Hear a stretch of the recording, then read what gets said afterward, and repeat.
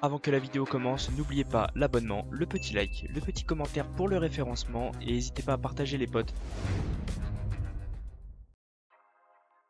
On a eu chaud et moi j'ai eu très chaud. Salut à tous les frérots, j'espère que vous allez bien, bienvenue sur la chaîne et aujourd'hui on se retrouve pour faire le débrief du match Paris Saint-Germain AS Monaco et sincèrement c'était un match très intéressant tactiquement. Mais avant toute chose, merci à tous ceux qui vont commenter, liker, partager et s'abonner, c'est grâce à vous que j'en suis là. On est parti maintenant pour faire le débrief du match et sincèrement c'était intéressant tactiquement parce qu'il n'y a pas eu beaucoup de buts, un seul à la fin. Mais c'était plutôt agréable à regarder, un match ouvert. Les deux équipes se sont livrées, ça a laissé de l'espace. Et vraiment, moi, j'ai apprécié quand même. Pour tous ceux qui n'ont pas suivi, je vais vous résumer un petit peu le match. Je vais vous donner mon avis. Le PSG fait une grosse entame de match. Les 15 premières minutes, Monaco n'existe pas. Le PSG se procure beaucoup d'occasions. Une frappe sur la barre de Désiré Doué. Et plus les minutes avançaient, plus le match s'est rééquilibré. Monaco est revenu dans le match. Et c'était un peu plus tendu sur la fin de la première mi-temps. Ensuite, deuxième mi-temps. Et cette fois-ci, ça s'inverse. Grosse entame de Monaco qui tape sur le poteau, qui se procure énormément d'occasions. Et après le match, c'est rééquilibré. Le Paris Saint-Germain est revenu dans son match. S'est procuré beaucoup de grosses occasions. Encore une fois, on a beaucoup d'occasions. Et on n'est pas capable de marquer beaucoup de buts. Heureusement, passe décisive de Fabien Ruiz. Je m'y attendais absolument pas. Qui passe entre le gardien et le défenseur. Et Ousmane Dembélé libère le PSG. Et le PSG s'impose dans les derniers instants. Voilà un petit peu le résumé du match. Maintenant, on va se concentrer sur les stats. Avant toute chose, pour tous ceux qui parient, faites attention parce que les paris sont dangereux. Et on le sait tous, pour tous ceux qui ont moins de 18 ans, les paris sont interdits. Comme on peut voir, le PSG s'impose 1-0 à la 92e minute. Je ne m'y attendais pas dans ma tête. J'étais déjà en séance de pénalty et surtout j'étais inquiet. Parce que le gardien de Monaco est exceptionnel sur sa ligne. Il a sorti des parades. C'est même pas à cause du Paris Saint-Germain. Des fois, c'est lui qui a fait un énorme match. Sur le dernier but, il ne peut absolument rien faire. Donc, au niveau des stats, on va aller directement sur les stats en détail. Dans ce match-là, pour ce match-là, il n'y a pas de XG. Donc, on va regarder un petit peu tout ce qui s'est passé. Le Paris Saint-Germain a eu la possession de balle. Le Paris Saint-Germain a dominé quand même la première période plutôt. 13 tirs à 3, 5 tirs cadrés à 2, 2 grandes chances à 0 et le Paris Saint-Germain rate ces 2 grandes chances. En deuxième mi-temps, le match s'est un peu plus équilibré. Monaco est revenu avec de nouvelles intentions, a forcé, a eu de grosses situations aussi, mais le PSG en a eu aussi et un petit peu plus que Monaco. Le PSG mérite quand même sa victoire selon moi, mais on est tombé sur un Monaco qui n'a pas refusé le jeu, qui a joué vers l'avant. Et sincèrement, félicitations parce que quand tu prends 4-2, tu te dis, allez, je vais mettre un bloc bas, je vais défendre. J'ai peur de reprendre une rouste, j'ai peur de reprendre beaucoup de buts. Et bah pas du tout. Monaco a joué son football. Monaco n'a pas refusé le jeu. Et ça, sincèrement, je vous tire mon chapeau. Au niveau des compositions, je vais faire les deux compositions en détail. Je vais vous donner un petit peu mon avis concernant les joueurs. On va commencer par le PSG. Et Donnarumma fait son match. Donnarumma sort des face-à-face. Donnarumma fait un bon match. Pour moi, c'est pas mauvais. Et j'ai retenu quelque chose qui est très intéressant. Ses relances sont mieux. Les relances sont mieux de Donnarumma. Il arrive à relancer dans les pieds.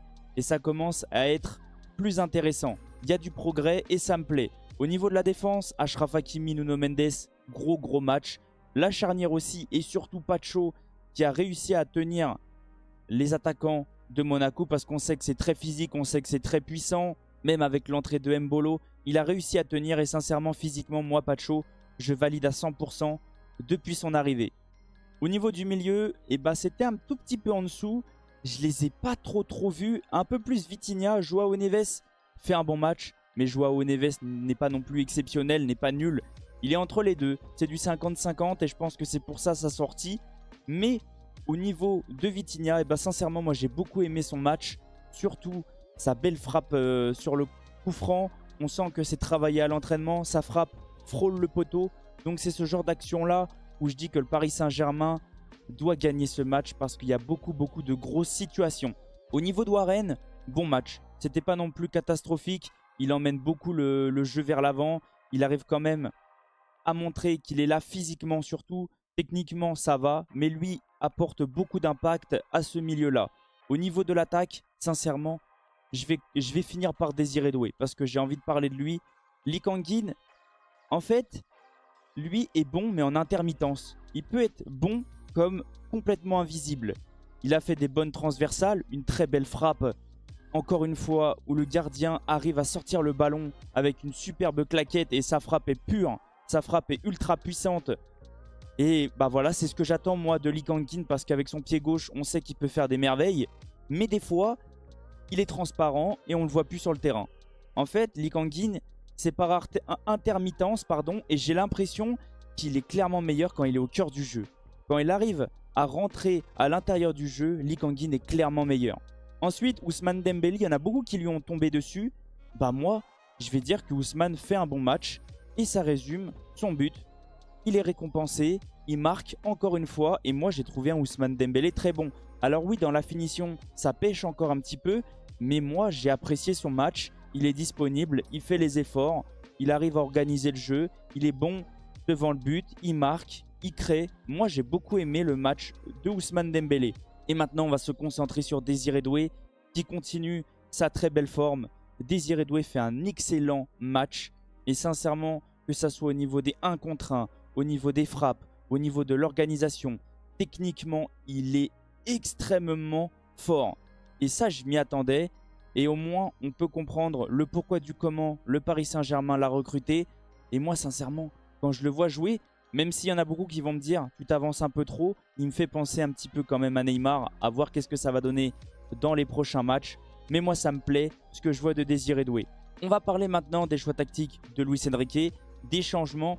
Alors, encore une fois, de voir Lee Kang-in titulaire, moi, ça me plaît pas trop. Mais bon, c'est ses choix. Je suis pas entraîneur, c'est lui l'entraîneur. Au niveau des entrées, il fait rentrer Fabien Ruiz qui fait une passe décisive. Bradley Barcola, c'est très compliqué, c'est très sec l'entrée encore une fois. On sent que ça va pas trop au niveau de Barcola, en espérant qu'il arrive à se relancer. Et je pense que c'est le pourquoi du comment il commence à chaque fois sur le banc. Parce que Désiré Doué est en train de lui piquer sa place de titulaire. Gonzalo Ramos, un face-à-face où il est pas loin encore une fois de marquer. Mais le gardien sort une parade extraordinaire encore une fois. Et c'est Nimayolou qui rentre tard, mais qui est à l'origine du dernier but qui lance Fabien Ruiz. Au niveau de Monaco, on va commencer par le gardien qui fait un match exceptionnel, incroyable sur sa ligne. Il arrive à tout sortir. Je me suis dit, si on va en séance de pénalty, je suis en panique parce que ça se trouve, il est excellent aussi. Et on peut perdre ce match à cause des pénaux. Ça va, Paris arrive à marquer avant la fin du match. Au niveau de la défense, Vanderson fait un très bon match parce que sincèrement, tenir Nuno Mendes et Désiré Doué, c'est très compliqué. Je crois qu'il sort sur blessure malgré tout. Au niveau de la charnière, un peu compliqué. Salisu, Kerrer, ça va, c'était assez solide parce que quand même, il faut contenir les assauts du PSG. Au niveau de Enrique, je ne l'ai pas trop vu. Zakaria, bon, il revient de blessure, donc je ne peux pas non plus trop juger, mais on sent qu'il ramène quand même de l'équilibre à cette équipe. Il ramène de la solidité au milieu. Golovin, sincèrement, j'ai bien aimé son match parce que il est là pour l'équipe, il travaille pour son équipe, il fait énormément d'efforts, et pas que offensivement, mais aussi défensivement. Au niveau de l'attaque, Minamino, je ne l'ai pas trop vu. Akliouche, Benseguir, comme à chaque fois, on sent que c'est au-dessus du lot et qu'ils sont vraiment très bons, que ça soit au niveau de l'organisation et même, ils font les efforts aussi défensivement. Ils arrivent à récupérer des ballons, à organiser le jeu et à relancer leur équipe vers l'avant. Et ça, vraiment, tu ressens que c'est vraiment des très bons joueurs. Et au niveau de Ilena Kena, si ça se prononce bien comme ça, n'hésitez pas à me dire. Mieux en deuxième mi-temps. Première très compliquée parce que Pacho était dessus.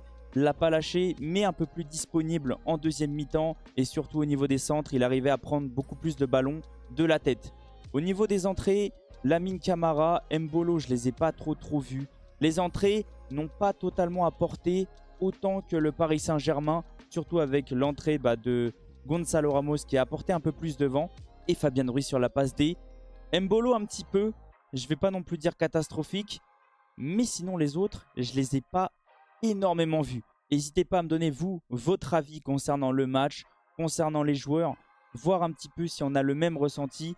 Mais moi je dis que c'était un bon match, agréable. Mais qu'il a manqué énormément de buts. Parce que pour moi avec autant d'occasions, autant de frappes, autant de montants touchés, il doit y avoir au moins 3-1, 3-2. Ça doit finir sur un gros score. Mais on finit sur un 1-0 dans les derniers instants. Un petit peu déçu, mais je suis content parce que le Paris Saint-Germain remporte encore un trophée et remplit son armoire à trophées. On va pouvoir se focaliser maintenant sur la Ligue 1, la Coupe de France et la Ligue des Champions. En tout cas, merci à tous ceux qui sont restés du début jusqu'à la fin. N'hésitez pas à rejoindre mes différents réseaux et surtout mon serveur Discord. Et on se retrouve très prochainement dans la semaine, soit pour un débrief du match du Real Madrid, je crois qu'il joue demain, ou des vidéos concernant le Mercato. Passez une excellente soirée, on se retrouve très vite. Ciao les potes, et allez Paris! Eyes and say we're friends. Whatever happened to that? I don't care if you're a man. We gon' love me to the end.